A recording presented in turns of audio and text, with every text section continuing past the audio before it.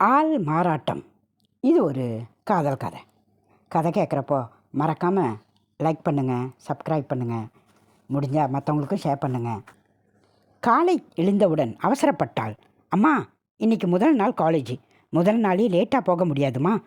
Class room தேடணும். At least 1-2 பேரையாவது friends ஆக்கணும்.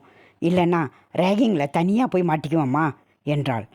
அம்மா அவளுக்கு தேவையானதையெல்லாம் எடுத்து கொடுத்து ஒரு வழியாக வழி அனுப்பி வைத்தாள். ஏம்மா, சாப்பிடாம கூட போறியே என்றாள். எனக்கு பசிக்கலம்மா, ஒரு மாதிரி படபடப்பாக இருக்கு என்றாள் தென்றல். போக போக சரியாயிடும், பயமில்லாமல் போம்மா என்றாள் அம்மா. தென்றல் படித்ததெல்லாம் பெண்கள் மட்டும் படித்த பள்ளியில்தான். ஆனால் இப்போது சேர்ந்திருப்பதோ இருபாலரும் படிக்கும் கல்லூரி. அவள் கேர்ள்ஸ் காலேஜில் படிக்கத்தான் ஆசைப்பட்டாள். ஆனால் அந்த காலேஜ் 80 கிலோமீட்டர் தொலைவில் இருந்தது. அதுவும் இல்லாமல் அவள் விருப்பப்பட்ட கோர்ஸும் கிடைக்கவில்லை. அதனால் அரைமனதாய் இந்த கல்லூரியை தேர்ந்தெடுத்தாள். இதோ கல்லூரி வந்துவிட்டது. தயங்கி தயங்கி உள்ளே சென்றாள். எப்படியோ அவள் வகுப்பறையை கண்டுபிடித்து சென்று விட்டாள். வகுப்பறை நிரம்பியிருந்தது. அவள் எங்கே உட்காருவது என தேடிக்கொண்டிருந்தாள். ஹலோ என்ற குரல் கேட்டு திரும்ப அஸ்வின் நின்று கொண்டிருந்தான். ஏன் நின்றுக்கிட்டே இருக்க, உட்காரு என்றான். ஒரு இடம் காலியாக இருக்க அங்கே சென்று அமர்ந்தாள். அஸ்வின் அந்த கல்லூரியின் பேராசிரியராக பணிபுரிகிறான்.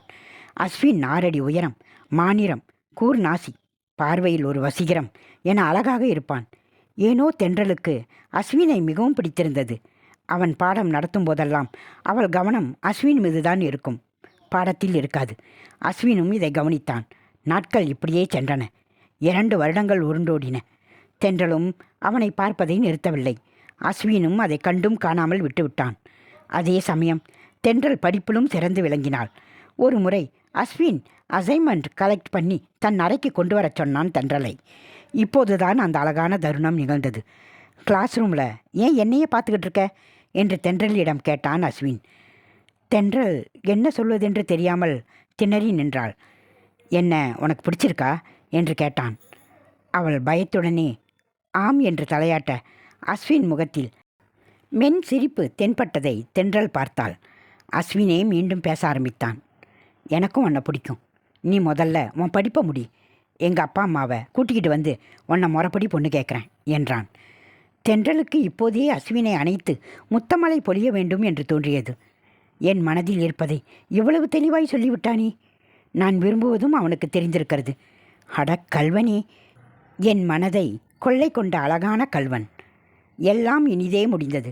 அவள் படிப்பை முடித்து விட்டாள். படிப்பு முடிந்த கையுடன் இருவருக்கும் நிச்சயம் செய்யப்பட்டது. இரு வீட்டார் சம்மதத்துடன் 2 மாதத்தில் திருமணம் என்று முடிவு செய்யப்பட்டது. 1 மாதம் இருவரும் ஒன்றாக ஊர் சுற்றினர். இந்த நெருக்கம் இன்னும் கொஞ்சம் காதலையும் சேர்த்து வளர்த்தது இருவருக்குள்ளும். ஒரு நாள் தென்றல் காலிங் பெல் அடிக்கவே கதவை திறந்தாள். அங்கே அஸ்வினை பார்த்ததும் மகிழ்ச்சியில் கட்டிப்பிடிக்கச் சென்றாள்.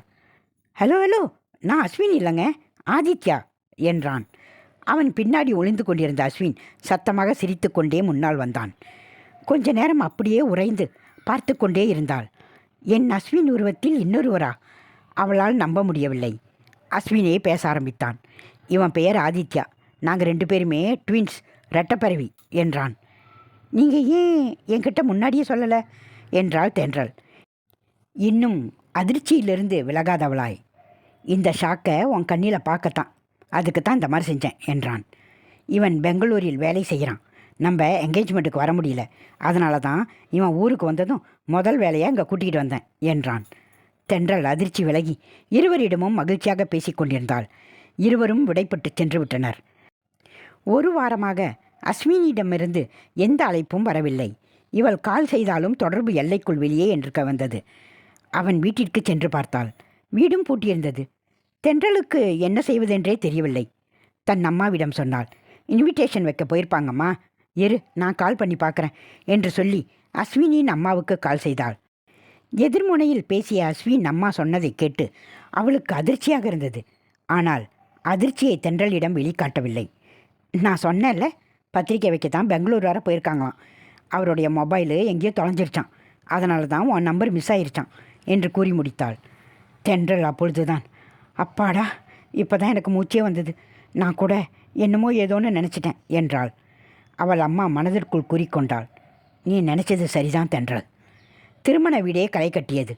தென்றல் சந்தோஷத்தில் துள்ளி குதித்தாள். வரப்போகும் ஆபத்தையே அறியாமல். அஸ்வினை பார்த்தே 1 மாதமாகிவிட்டது. அன்று அம்மா பேசியதற்கு பின் 2 முறை கைபேசியில் பேசினாள். அவ்வளவுதான். அவனும் பிஸியாக இருப்பதாக கூறிவிடவே இவளும் பிஸியாகத்தான் இருந்தாள். ஷாப்பிங் சென்று துணி வாங்க, நகை வாங்கவென்று இதிலே மூழ்கினாள். இடையிடையே அஸ்வின் நினைவு வந்தாலும், சரி, எங்கே போயிட போகிறான், இனி காலம் முழுக்க என்னோட தானே பேசியாகணும் என்று மனதில் நினைத்து கொண்டாள். முகூர்த்த நேரம் வந்தது. அஸ்வினை 1 முறை பார்த்துவிட வேண்டுமென நினைத்தாள். முகூர்த்தத்திற்கு முன் அவன் வந்து பார்ப்பான் என நினைத்தாள். அவன் வரவில்லை. தோழிகளிடம் புலம்பிக் கொண்டே இருந்தாள். என்னடி, அஸ்வின் என்னை வந்து பார்க்கவே வரல? ஏய், அவருக்கு 1000 வேலை இருக்கும், காலம் முழுக்க அவரை தான் பார்க்க போறியே என்றார்கள் தோழிகள். பொண்ணும் மாப்பிளையும் மணமேடைக்கு அழைத்து வரப்பட்டார்கள். அஸ்வினை பார்த்து சிரித்தாள் தென்றல். பதிலுக்கு அவனும் புன்னகைத்தான். அதில் உயிர் இல்லை, வெறும் வெற்று புன்னகையாக இருந்தது. இதோ இப்போது தென்றல் கழுத்தில் தாலி கட்டப் போகிறான்.